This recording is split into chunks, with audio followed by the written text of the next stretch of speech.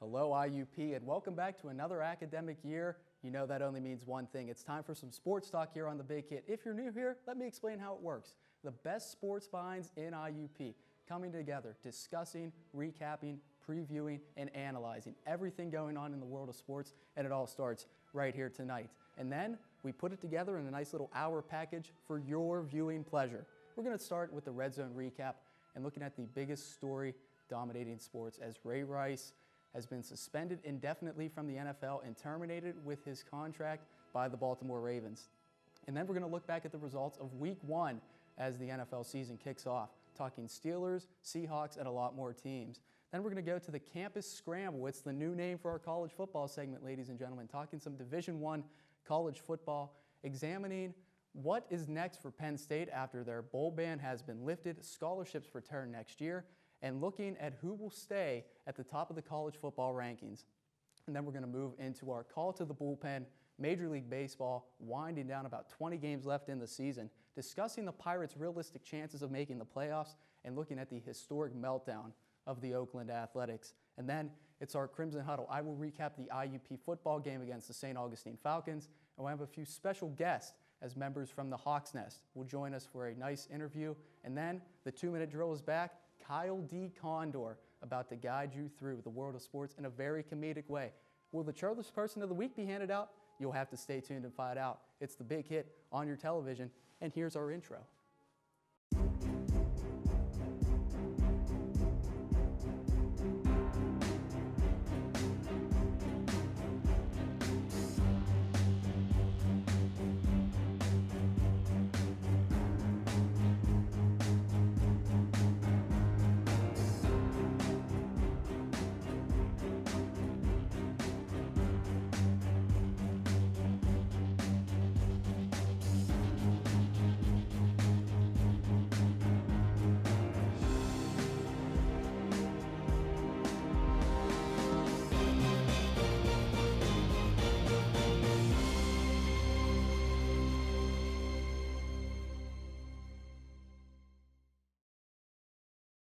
And welcome to another year of The Big Hit. So happy you're joining us to talk some sports, and we are here in the Red Zone recap. Time for some football, ladies and gentlemen. A good crop of analysts here on the far side. It's Dimitri George, and in the middle, Cody Benjamin. Guys, we're just going to jump right into it with a pretty somber topic, a topic that has been dominating not just sports news headlines, but headlines all over the world, as Ray Rice has been suspended indefinitely by the NFL, and his contract was terminated by the Baltimore Ravens after TMZ Sports released a video showing him striking his wife in that casino elevator. Guys, what's your thoughts on this? Well, if you take a look at the situation, when the original video came out, outside the elevator with Ray Rice dragging his then fiancee, Janae Palmer, out of the elevator, there was talk that they were both intoxicated and that she might have slipped and fell. But there is no doubt in my mind that there was something else that we were missing. And that video, which recently came out, just proved that point that, Ray Rice did strike her and she did go to sleep in that elevator. But it's nothing to be joking about. It's a serious matter.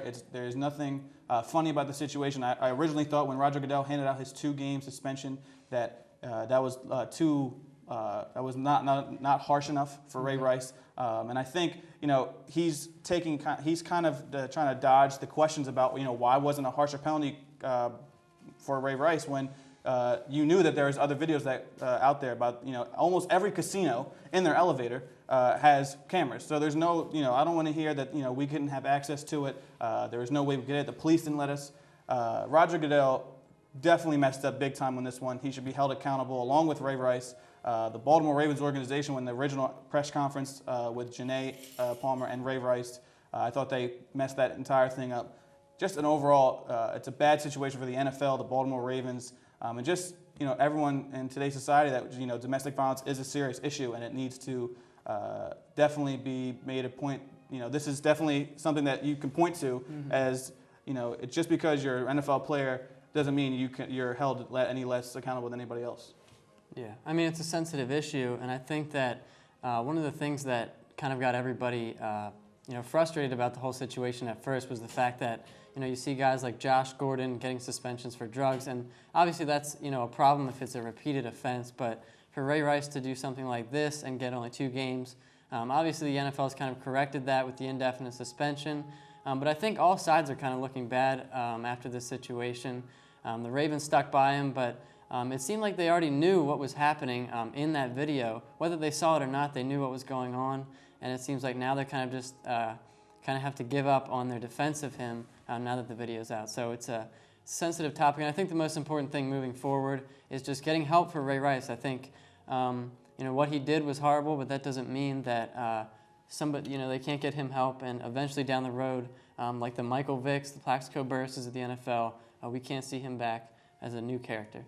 Yeah, certainly. This is just a lose-lose situation for the NFL. No matter what way it turns, an unprecedented kind of affair with 2 more cases pending, and Ray McDonald and Greg Hardy. So we're going to have to see how the NFL handles this going forward. Roger Goodell certainly could be on the hot seat as a commissioner if more details emerge. And there's really no way to transition to the on the field, so let's just do it. Obviously a horrible situation there with Ray Rice, but there was football played, and the Ravens do have a big game to play Thursday night against the Steelers as well. But week 1 wrapping up in the NFL, and the first game of the year may have been one of the games with the most hype going into this season, as the defending champion, Super Bowl champion Seattle Seahawks played host to the Green Bay Packers and decimated them 36-16.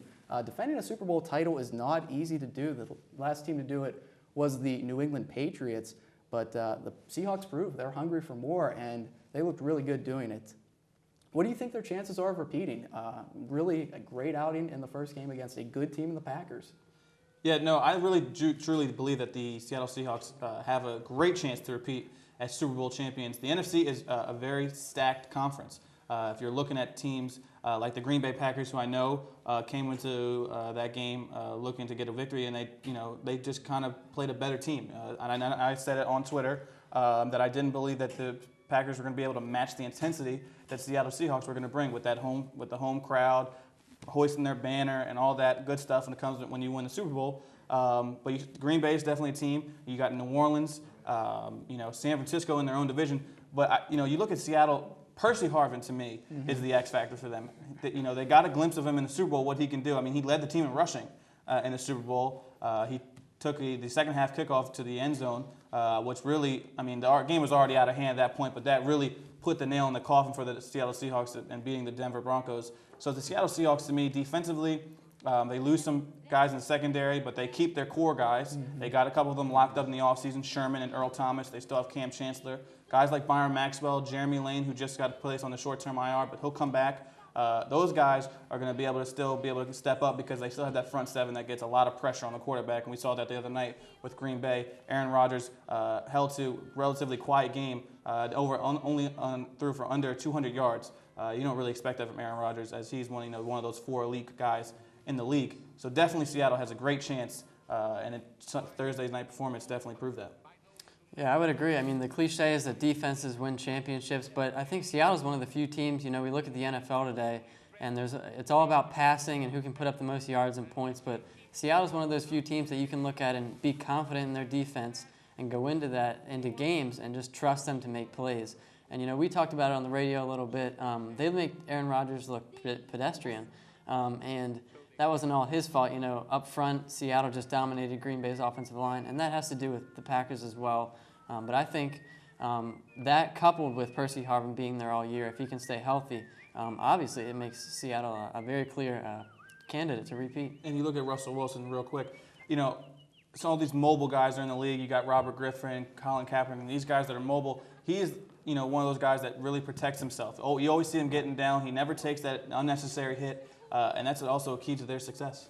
Yeah, and for the Packers, of course, Aaron Rodgers, a relatively quiet game, as you said, Dimitri, only 189 yards, a touchdown, and an interception, but he didn't throw a ball Richard Sherman's way one time in the entire game. Shut down the right side of the field, only threw 6 passes to the right side of the field, just kind of shifting the field and shortening it. That defense very good in Seattle, looking very good, an early favorite certainly, but a couple other favorites were upset in week 1. Among those teams are the Saints, Bears, Patriots, and they were all upset to teams who were obviously not as good as we thought they were going to be going into this year. But which one of these teams should be the most worried early on? Well, real quick, I'll just touch real quick on every single one of them.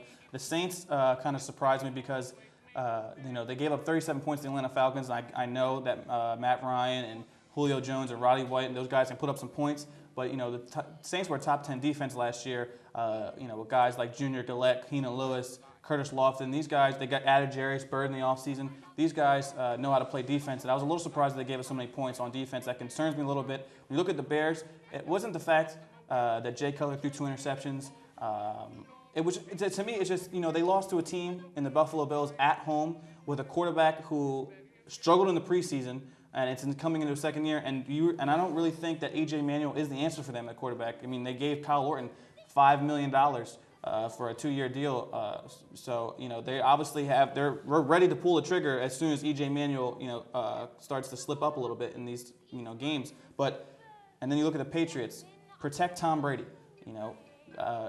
He got sacked a few times. Karen Wick, I think, had 2 sacks in that game, and Rob Gronkowski played, but again. You have Julian Edelman on outside, but you also still have a couple of unproven guys. Some of those guys got some playing time last year, but none of them are really proven. It's not the Wes Welker, Randy Moss days. So to me, the one of the worst I'm worried most about is the Bears, only just because they lost at home to a team that I thought they should have. If you were having a suicide pool, I'd pick the Bears in this league. Yeah, I think the Patriots will be fine as long as Tom Brady is protected. But I would agree that I'm most concerned with the Bears. Not only because of their performance against the Bills, which is a team that I don't think anyone really expected to beat the Bears. Their defense still looks shaky, as it did last year. Mark Trestman turned around the offense, but there's still work to do on the other side of the ball. But also because of the deal they gave Jay Cutler. Obviously, this is early in the season. We could talk about this and reevaluate it later. But to give Cutler that much money and still kind of see those decisions, that's part of his game, I suppose. But, the money that they gave Jay Cutler, he's supposed to be their franchise guy. And, you would certainly expect him to beat the Buffalo Bills. Yeah, and one of those teams, just moving on to the next topic here, that was almost put on that list was the Pittsburgh Steelers. They just got by the Browns, kicking a game-winning field goal. 30-27 was the score in the opener for the Steelers at Heinz Field. What were some of the main reasons the Steelers couldn't make a smooth transitions and sail past the Browns, who are obviously not as good as a team? You get what I did there with Mike Tomlin, as the Steelers are. You look at that game. The Steelers just in the second half just couldn't match that up tempo. Like the defense wasn't communicating. They weren't on the same page. Cleveland really caught them off guard. Terrence West had over 100 yards. The kid from Towson, who looks like he could be a solid player in this league. Crowell had a couple nice runs against them. Brian Hoyer in the second half really started to pick up in that offense, and they started moving the ball, and it was fast. They were getting points on the board, and the Browns defense was able to keep the Steelers offense off the field, only allowing them 3 and outs, 3 and outs, and 3 and outs. And the only time the Steelers ever converted on a 4th down was when they had the fake punt, and that didn't even result in any points. Just flipped the field a little bit. But at the same time, when you look at the Steelers, that was really a tale of 2 halves. The team that in the first half looked like they could potentially be a contender in the AFC. Mm-hmm. You look at that team, they look like they are the team of last year that started 0-4 and couldn't win a game and couldn't stop anybody. So it really confused me a little bit because, even in the first half, the defense played solid. The second half, they couldn't stop anybody. And it was so weird to me that how that kind of unfolded. I'm looking forward to seeing them go on in these weeks. They got a lot of young guys in that defense, which I thought in the beginning of the season they were going to struggle, but I didn't think they were going to struggle that bad, especially to the Cleveland Browns. Albeit that they have a solid defense, but I don't know. I was not expecting that. I wasn't even expecting them to be up 27-3 in the first half, but I didn't expect them, if they were to get the lead, that they were going to fold like that in the second half. Yeah, I guess any team that goes into halftime with that kind of lead, you can kind of expect them to come out with a conservative play calling, at least to start the second half. But I think the Browns just took advantage of that. And going along with that, I think they took advantage of the Steelers' secondary. Obviously, we know that the Steelers have some young pieces on defense, but they've also got some older guys like Taylor, Polamalu, and you could make an argument either way for whether those guys are top-notch starters in the backfield or the secondary. But I think that's going to be a concern not only for this game but down the road for the Steelers. Overall, I think they showed a lot of promising things in the first half. We saw Le'Veon Bell had a great performance. Antonio Brown, he made some big plays for them as well. You want to do it, Cody. Yeah, you want to reference the I did, the but, kung fu. we might get to that. But yeah, I just think in the second half it was just maybe it was a mix of the conservative play calling, the Browns just, it's any given Sunday kind of mentality with that. That up-tempo and that zone read and that misdirection that the Browns, gave problems to the Steelers are going to have to deal with that because they put that on tape. Teams are going to see that, and they're going to try to, use that same kind of system to work against the Steelers. Yeah, and you did mention Antonio Brown's kick, a literal kick against Browns punter Spencer Lanning. Unfortunately, not enough time to talk about it, so we'll leave it there as Ben Roethlisberger set a career high for passing yards in the first half. Steelers squeaked by the Browns. Going to leave it here today, gentlemen, for Dimitri George and Cody Benjamin. Coming up next, we head over to the other side of the studio as Michael Mattingly Martone and Von Delzell have the fantasy focus. Stay tuned right here. You're watching The Big Hit. How are we going to watch this when you are just in La La Land? This is embarrassing. Is that bad? Look at you. I thought this was a pretty good segment. Did you? Yeah. Do you even know what they're saying? No. You're putting your foot up on the set. You just think this is a couch? This is embarrassing. I mean, even here, you're starting to interrogate somebody. Look at you. Turn your back to the camera. That's embarrassing. Where's your suit and tie? You have a Pirates shirt on. They made the playoffs. I don't care. You can't be biased. This is ridiculous. Ay, Dios mío. Personal foul? Inactive activities on a glorious day. Huh? Let's get out there and play! Sweet. Ooh, freeze! When do I get to be in? Uh-oh. Hey, Reggie, frozen people can't talk. PLA. An hour a day. I'm it. There are lots of great play ideas online, but don't stay too long. Want to learn more about IUP-TV? We have the solution. IUP-TV is now online on Facebook. You can find us by simply searching Facebook for IUP-TV. Once you click like, you can check out your favorite shows on our IUP-TV showcase, view our broadcast schedule, get updates on everything about your favorite station, and tell us how much you love your favorite shows. IUP-TV, not like other stations. Hello, I'm Von Delzell, and this is my friend Mike Martone, and this is Fantasy Focus. Today we're going to be talking about a couple things. We're talking about running backs, tight ends, defenses, and quarterbacks. And first question, Mike, if you had to take a running back and his name was Eddie Lacy, would you take him because of his injury problems? He had a concussion last year. He had one this year in week 1. Is he too injury prone, or would you take him?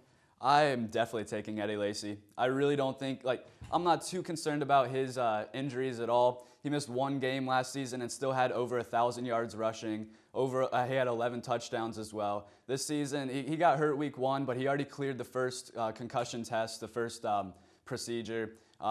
And he's very optimistic that he's playing for week 2. So I think he's going to be just fine. And Eddie Lacy is an animal. So if I have the opportunity to take him, I'm definitely taking Eddie Lacy. Yeah, he's a great talent. He can run out the backfield, run through the tackles. He can run outside. Yeah. He adds the versatility of catching the ball at the backfield, and he's a matchup problem with linebackers. So you have to take him in this scenario. Yeah. And the next topic, since we're talking about injury prone, we're going to talk about Rob Gronkowski. He's back, the big guy. Would you take him? And if you do, would you take a good backup tight end because he is injury prone, seeming that he missed a lot of last year? Yeah, again, I'm taking Gronk, another animal of a player. Gronk's a beast when he's in. And I think the Patriots are really going to be careful with him this year. They only let him play 32 snaps, I believe, and out of those 32 snaps, he was targeted 11 times, and he caught a touchdown. So he was barely on the field, so the Patriots took good care of him, and he still ended up catching a touchdown and led their team in targets. I don't think you have much to worry about with Gronk, but if you do have him, it wouldn't hurt to check out the waiver wire for another tight end.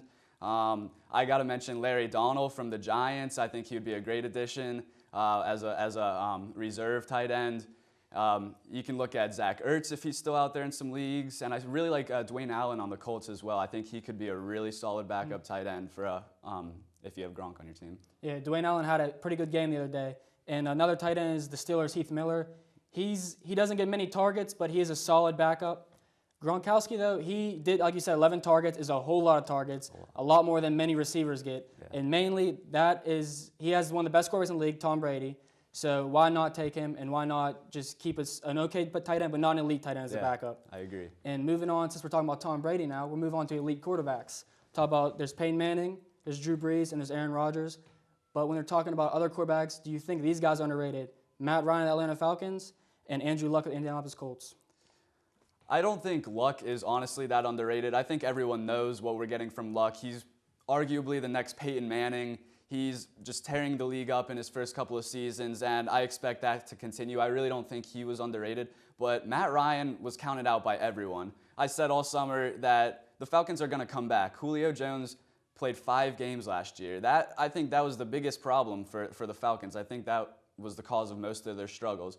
And he comes back week 1, 7 receptions for over 100 yards, and Matt Ryan went off. He was definitely underrated, but he's going to be an elite quarterback in this league at some point, I think.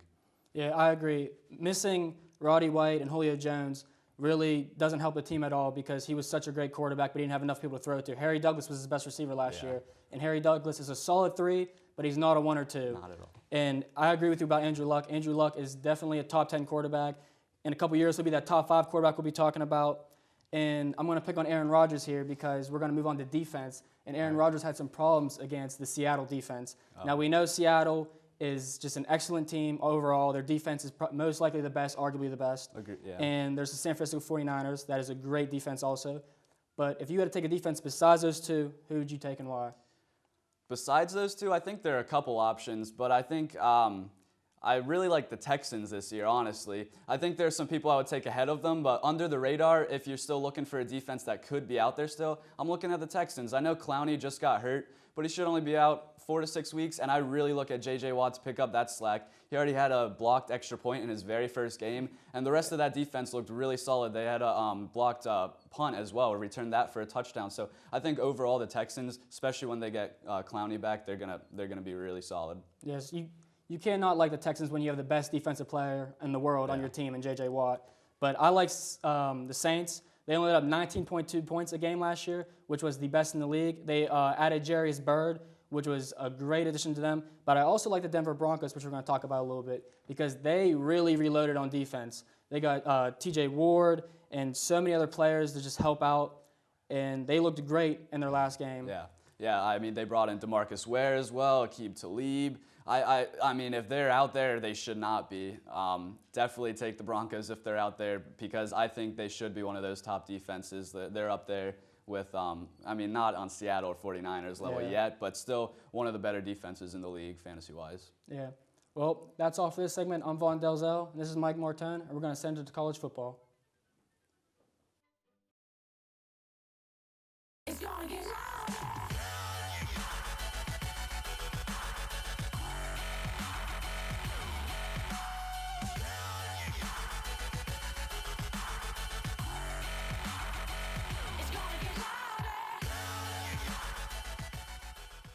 Here at the Big Hit, we like to be prepared, because sometimes technology doesn't always work, so we do what we can.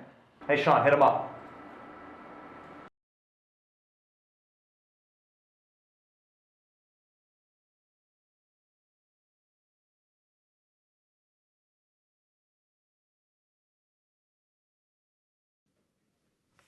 This just in, Tim Tebow just got inducted to the Hall of Fame. That's not right. Maybe we need to prepare just a little more. Personal foul? Inactive activities on a glorious day. Huh? Let's get out there and play! Sweet. Freeze! When do I get to be in? Uh-oh. Hey, Reggie, frozen people can't talk. PLA1! An hour a day. I'm in. There are lots of great play ideas online, but don't stay too long.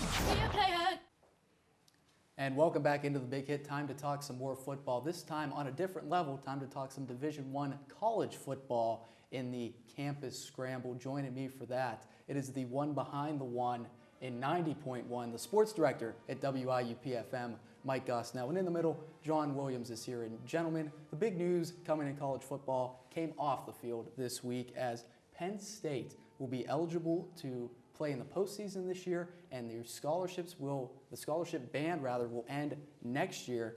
Do you think the NCAA made the right decision, and how well do you think this team can do despite a tough conference schedule they have to play in? Well, first and foremost, I think whatever people think about the situation, whether the NCAA should have punished them or not. It's nice to see that the NCAA has shown some mercy. I mean, Penn State accepted the restrictions. I know there was some rioting going on 2 years ago, but I think they've done steps in order to improve their reputation. I think this furthers their effort to do so.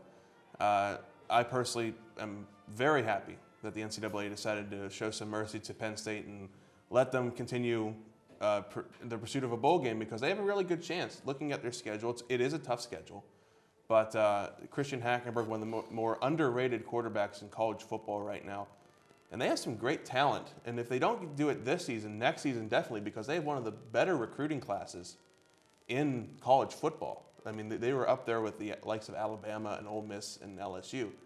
So overall, I think it's a great decision by the NCAA, showing Penn State, like I said, the mercy of getting their scholarships back and being able to go to the postseason once again. I agree. They paid their dues, Penn State paid their dues.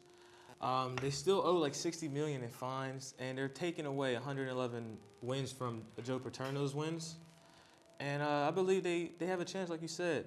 They got the new coach, James Franklin, there. He's coming from Vanderbilt, I believe. Mm-hmm. And last time he coached for them, it was a 9-4 record.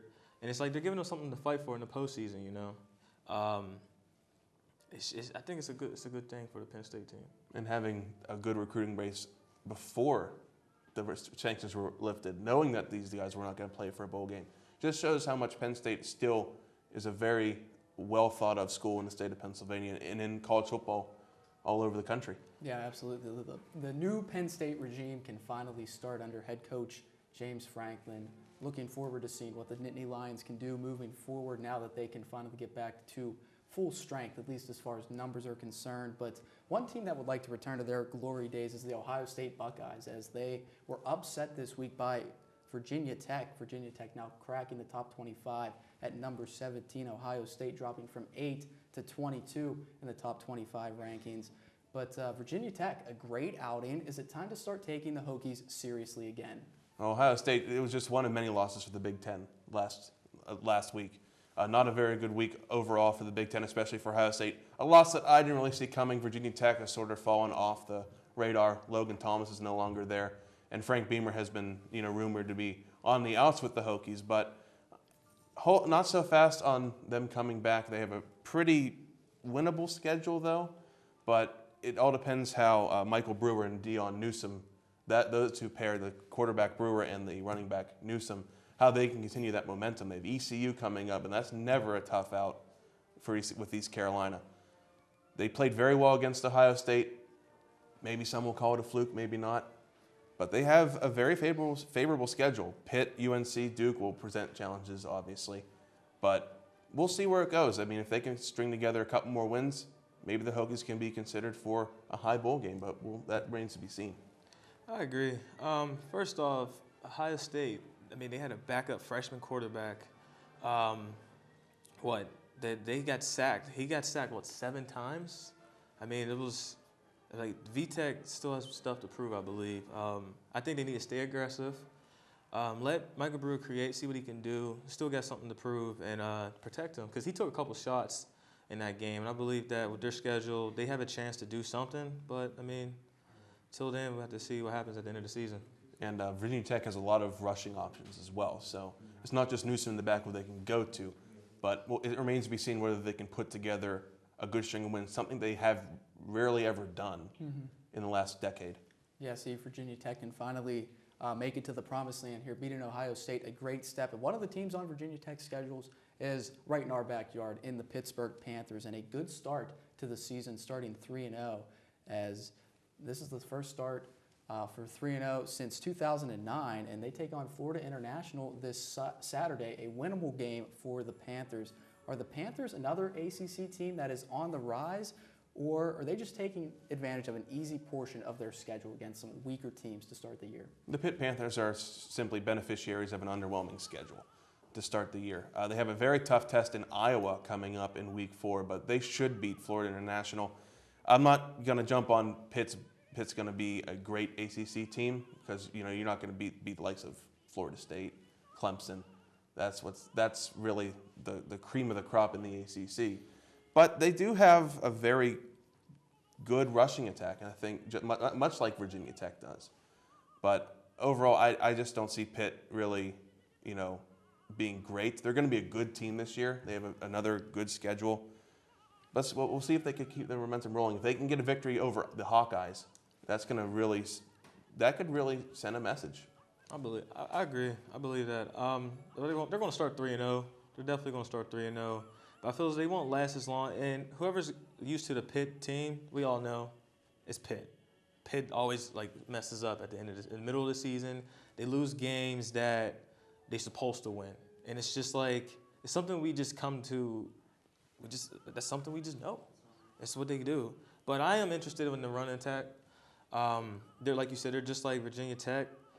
James Conner's averaging 7.3 yards per rush, and that Pitt rushing game is nice. They're ranked very high in the NCAA, and maybe if they overlook Florida National in preparation for Iowa, maybe that's going to be something. But I don't see them losing to Florida International. But crazier things have happened.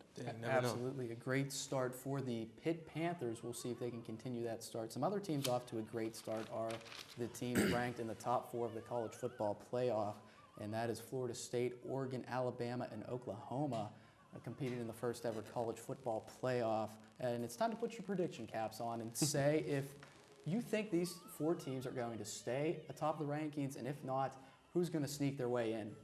Well, the only team I can really see dropping out of the top 4 is Oklahoma. They have a really difficult schedule. They have Tennessee coming up this week, a game that I'm really interested in seeing that the Volunteers can top the Sooners. But looking at their schedule, they have the University of Texas, which is always a tough game in Dallas at the Cotton Bowl, but they have to also play Baylor and Kansas State, 2 teams that, they're not pushovers in the Big 12. Yeah. I don't see Florida State, Oregon, or Alabama really falling. Really, I mean, Alabama does have a tough schedule with Texas A&M, LSU, Auburn, Florida even. But I just don't see Oklahoma really being there at the end of the year.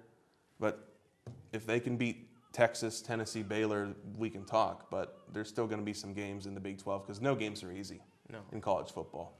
But I really not a believer in the Sooners just yet. I'm going to go with Alabama. I mean, what you just said, what they're playing Texas A&M, Ole Miss, LSU, Auburn. They're all top 15 teams, and I mean that's a tough schedule. I mean, I believe they're running a 2-quarterback option. There's 2 quarterbacks playing. I don't think there's going to be any consistency, but you never know. It's Nick Saban, so I mean you can't really bet your money against him. But I feel as though Texas A&M could come up and take that spot. And I know Oregon's going to stay because we have Marcus Mariota running the quarterback. So, I mean, I think those 4 teams except Alabama is going to be the teams that are going to be in the top 4. I think we can agree that Florida State's really the only one that we could really see staying at number 1. Yeah. But they do have a tough test coming up in Clemson. I believe this week or next. I agree. Yeah, one thing that's going to be interesting is to watch how these rankings change or don't change throughout the entire season. First ever college football playoff coming in this year. Guys, we'll leave it there. The Campus Scramble, the first edition of the 2014 school year. For Mike Gosnell and John Williams, thanks, guys. Business is about to pick up in our next segment as the call to the bullpen takes center stage. We'll be right back right here on The Big Hit. Stay tuned. Listen, all I'm saying is LeBron James is better than Michael Jordan.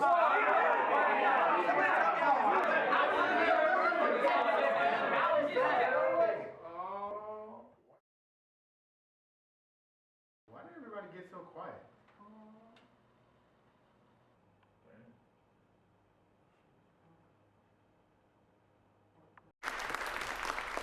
Today I'm going to talk about Patty. Patty's best characteristics, she's stupid. Stupid and ugly. Everything she does is ugly. Watch her eat. Watch her stuff her face. Look at her. Greasy hair, dirty fingernails. It makes me want to vomit. Get a life, Patty. Thank you.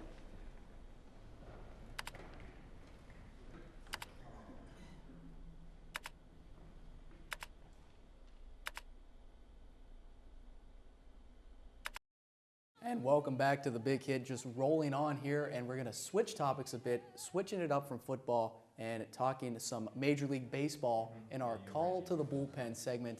Joining us for this, it's the Birdman, Kyle Kondor, and Connor Joyce back here for another year of MLB baseball. Guys, playoffs are approaching in baseball, about 20 games remaining in the regular season. The Pirates, after a up and down season the entire year, have managed to climb back into the second wild card spot. They now sit 1.5 games ahead of both the Braves and the Brewers. And with the season winding down, do you think the Pirates can manage to make the playoffs for another year in a row? Josh, I do think that they're going to pull it out, and I'm going to say that's because they have an easy schedule. They have 12 of 18 games left that are against teams under 500. The team is healthy, full force, ready to go. McCutchen's back off the DL. They got a lot of guys with expiring contracts who have a lot left to prove before the season's over, and making the playoffs would give them a pretty good look. And they also have 6 guys batting over 300 since September started, so it looks like they're ready to make a playoff push. I think they're definitely going to hold it out, Connor. I love the enthusiasm here in Pittsburgh. I love how everybody's really into the Pirates this year, especially coming off a great year going to the playoffs. They have, you said, an easy schedule. I think it's a little bit tougher than people realize. I think you still have a big series against the Cardinals, Brewers. I mean, it's very difficult, especially going into postseason. You can't be dropping games against these teams. They still have the Braves, and you look at the pitching staff, and I just don't have a lot of faith in this pitching staff. And I'm going to look at a team in the Brewers. They haven't had the season that they started out with, that a lot of fans thought they would have. But they just have a good, solid bullpen. They have great batters, and I think they have a lot easier schedule than the Pirates do. Yeah, I can't disagree with that, but I hope that the Pirates do make it. It'd be good for the game. This would be their first time since 1992 making the playoffs in consecutive seasons, so that'd be pretty cool. It would be great for the city, too. I mean, honestly, I really do hope that the Pirates can make it, because it would be absolutely fantastic for the city, for the fans, and I hope they can make it. I hope the pitching staff can man up and get ready to go, and that the batting can just improve, because if they can't start hitting the ball, they aren't going to be able to beat anybody in the playoffs. They'll lose to San Fran in the first game, and that wouldn't be good for them either. So I hope that they can get their batting, their pitching can just improve, and they'll make the playoffs. Yeah, and one of the big wild cards, at least as far as the pitching staff is concerned, is one Edinson Volquez. He's been really good for the Pirates this year, a little up and down. Pirates didn't really know what they were going to get from him. If he can pitch the way he has in games past this season, the Pirates should be all right moving forward. But a team that has really taken a step down, especially after the trade deadline and all the hype surrounding them, are the Oakland Athletics. They found themselves in the midst of the AL wildcard race after it appeared that they were one of the best teams in baseball. A lot of people picked them to win the World Series after the trading deadline.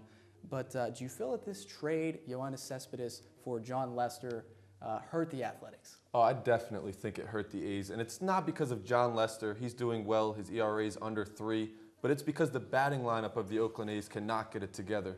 Their batting average has dropped 30 points since the trade deadline. They were 66-40 with Yoenis Cespedes. That was the best in the major leagues until July 30th when the trade happened. Without him, they're 14-22. So it clearly shows that Cespedes not in that lineup, and now really producing for a Red Sox team that's struggling, has definitely hurt the Athletics, and I don't think that they are going to be able to keep this up and make a playoff push without him in that lineup. No, you said it as well as anybody can say it. The batting average is terrible since the All-Star break, especially since Cespedes has left. There isn't a single guy on that team that is batting over 280, I'm pretty sure. If you correct me if I'm wrong, I think it's 283. But it's pathetic how bad the batting's been, and you can't blame Lester. Lester's come in, he's done a great job. He's been pitching ERA of 2.59, and you can't be blaming him on it. It's this batting core. It's just been very disappointing how bad it's been since they've gotten rid of Cespedes. And I'm not going to sit here and say that it was a bad trade, because getting Lester has done great things for their pitching staff. They haven't been giving up a ton of runs week in and week out. It's just that they haven't been producing the runs, which is what's killing them. And if they can't fix this in the next 2-3 weeks, they won't even make the playoffs, which would be very, very disappointing, because it is a firepower team out there in Oakland. Yeah, and I think that they got a little greedy, to be honest with you. I think that they went out and got Lester after they got Samardzija and Hamill from the Cubs. I think they should have just stopped there, because they already had a rotation even before those guys that was getting it done. So I think they just got a little bit greedy. Yeah, the Oakland A's are really looking to add those pieces for a World Series. It was a World Series or bust kind of mentality. Still some time for the A's to get hot and make a run as one of the best teams in baseball. But some other teams fighting for that AL wildcard position are the Tigers and the Seattle Mariners. And of the teams that would be playing in a one-game playoff fighting for that wildcard spot, which do you believe has the best chance of winning the World Series to close out this segment, guys? I'm going to go ahead and say the Seattle Mariners have the best chance, and that's because of Felix Hernandez. You always see that team with the best pitcher in baseball make that playoff push. I'm not saying that the Seattle Mariners are going to do it, but I think that they have the edge over teams like the A's and the Tigers, who may be a little bit more balanced, but they don't have that core that the Seattle Mariners had.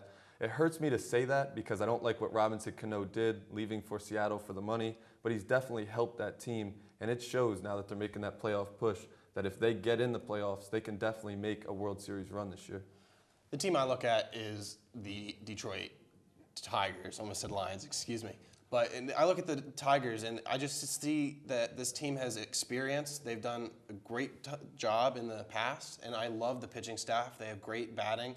I think that they've kind of slowed down here toward that since the All-Star break, and I think they're going to start picking things up. I wouldn't be surprised to see them have a great run into the playoffs, get hot here at the end, and just cruise right through into the World Series. Because if you look into the American League, I think the hardest team is the Los Angeles Angels. Outside of that, I don't see any huge firepower team in the American League. Yeah, absolutely. And guys, sprinkling in a little baseball on a football predominantly show. These teams are certainly going to be all in for the playoffs and the World Series. And that's a great segue because coming up next we have the Crimson Huddle, going to talk some IUP football, going to sit down with the founding fathers of the IUP Hawks Nest as well for Kyle Kondor and Connor Joyce. That's our call to the bullpen. Stay tuned because the Crimson Huddle is right around the corner right here on The Big Hit. Want to learn more about IUP-TV? We have the solution. IUP-TV is now online on Facebook. You can find us by simply searching Facebook for IUP-TV.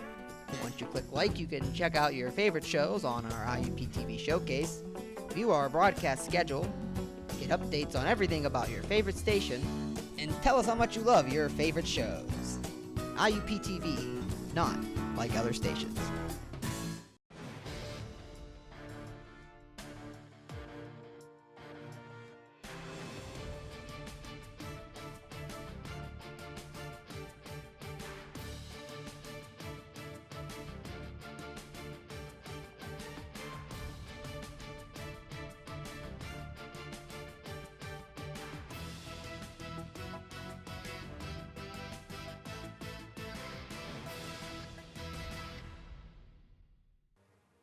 And welcome in to the Crimson Huddle, the first of the 2014 year. We've got a very special treat for you, but before we do, let's look at the IUP Crimson Hawks' first game this year as they played host to the St. Augustine Falcons from George P. Miller Stadium. A good effort for IUP. 41-19 was the final score. A lot of new faces showing a lot of potential for IUP, led by the running back, Luigi Listabrinza, 111 yards and 2 touchdowns. Chase Hazlitt, the transfer quarterback from the University of Illinois, 176 yards and 3 touchdowns for the newcomer from Illinois. And Brock DeSico, Walt Pegues also adding to the offensive side of the football. IUP scored on their first 5 possessions, jumped out to a 27-0 lead over the St. Augustine Falcons. And defensively, Kevin Clark led the way, 13 tackles, was awarded the PSAC West Defensive Player of the Week for IUP. And IUP, of course, with a lot of new faces on defense as well. Waylon Fink and Karan Gibson anchoring the defensive line, combined for 13 tackles. And at safety, Takai Turner had a nice game. IUP, of course, rotating freshmen at cornerback, as well as Chris David and Eric Doe saw time there. A good effort for IUP. They travel to Kutztown next Saturday to take on the Golden Bears. IUP 1-0, St. Augustine's 0-1. That's the recap for the Crimson Huddle. No idea how to end that. I just, wow. That kind of caught me off guard there. That was pretty. I thought that was real good. Yeah. Ooh. That's pretty well. Josh, I've seen you better.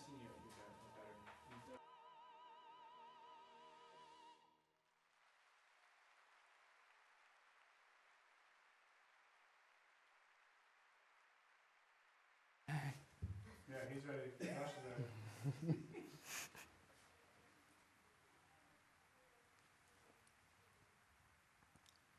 And welcome back to the Crimson Huddle here. We are have the distinct pleasure to be joined by two of the founding fathers of the IUP Hawks Nest. Gentlemen, I will spare myself the work. I'll have you introduce yourself, name, major, anything else you want to tell us about yourself. We'll start with you there in the white. All right, well, my name's Dylan Gruce. I'm a senior here at IUP, and I'm a geology major. And Travis and I together founded the Hawks Nest. My name is Travis Spagnolo. I'm a senior safety science major from Belle Vernon, Pennsylvania. Founding father here alongside my buddy Dylan Gruce. Mm-hmm.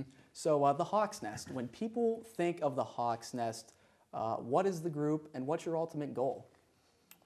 Well, whenever people think of the Hawks Nest, clearly they think about a distinct student section here at IUP, and I want to say that our goal not only is to fill the stands at Miller Stadium, but I also just want people to be aware and to really support the hard work that Coach Signetti and his players put in, week out. Mm-hmm. I think a big thing we're trying to do ultimately is really want to increase the student attendance at IUP football games, IUP athletic events in general, men's basketball especially as well. We really want to not only increase the student attendance, but we want to increase the pride that people have in their university here. It's not just Dylan and I that are involved in this effort. There's a lot of other students, a lot of other administrators who are involved helping us out along the way with this. And there's a lot of people who are proud to say they go to IUP or they went to IUP or work for IUP. And we're trying to help bring that pride out in the community.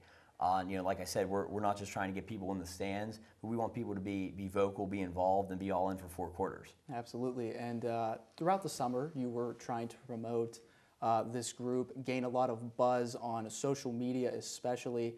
You finally were able to have the first game to see the Hawks Nest in action, so to speak. What were your takeaways? How did you feel that the first game went, and you guys content, or did you feel like you still have a lot of work to do? Well, first of all, the first game's always going to be the toughest as far as incoming freshmen. That tells you kind of how it's going to be for the rest of the year. But I think that the weather played a major role, and I think that was huge. And going forward, I think that with such a successful first game, that it's going to lead to bigger success for future games. I look at the attendance. I think we had about 4,000 people there. But one of the things we put on Twitter, that's not enough. Yeah. We've got 15,000 students to go here.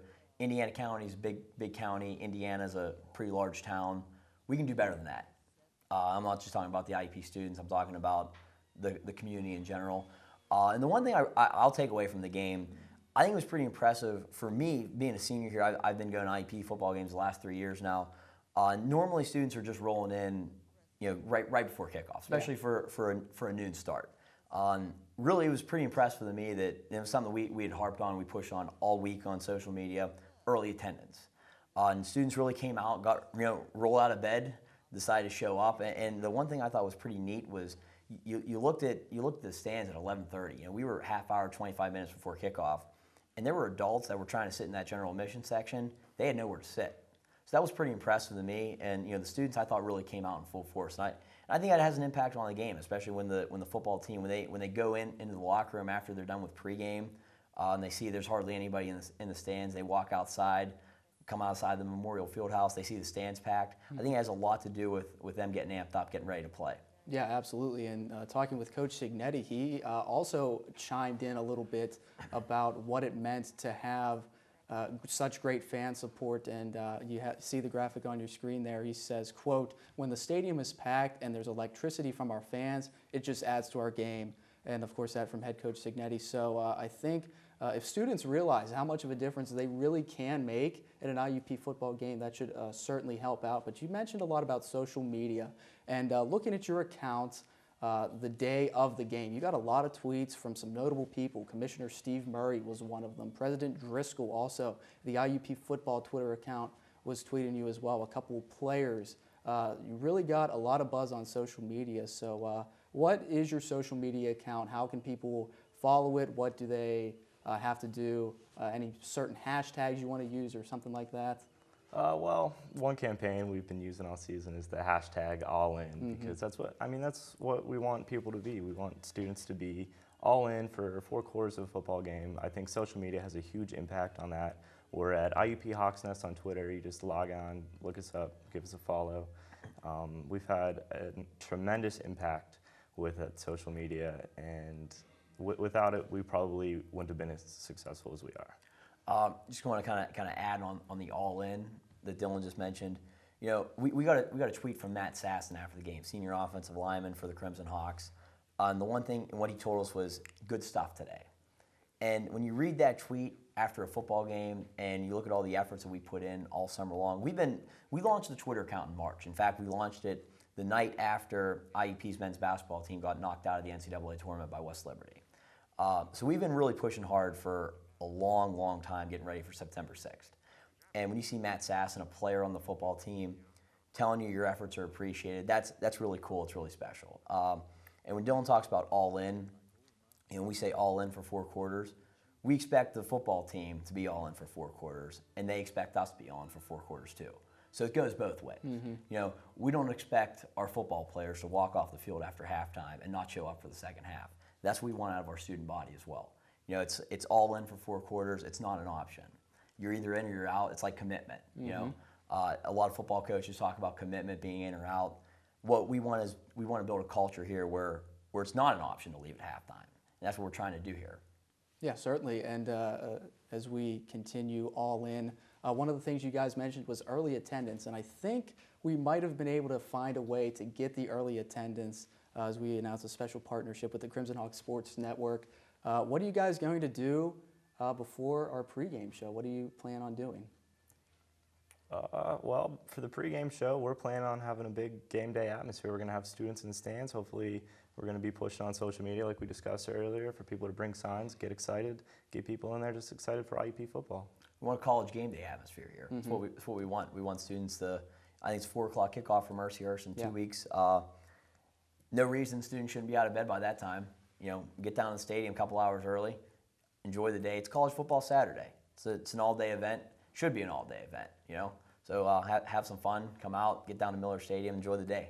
Yeah, absolutely. And Crimson Hawk Sports Network, of course, returning in 2 weeks as IUP also returns home in 2 weeks. 4 o'clock, the Hall of Fame game against Mercyhurst. Please come out, bring a friend. Students really do make a difference here at IUP. And these 2 prime examples, Dylan Gruss and Travis Spagnolo. Thanks, guys. That's all the time we have here in the Crimson Huddle, the first of the 2014 school year. Stay tuned, ladies and gentlemen, because after the break, Kyle Kondor is here with the 2-minute drill. We'll be right back.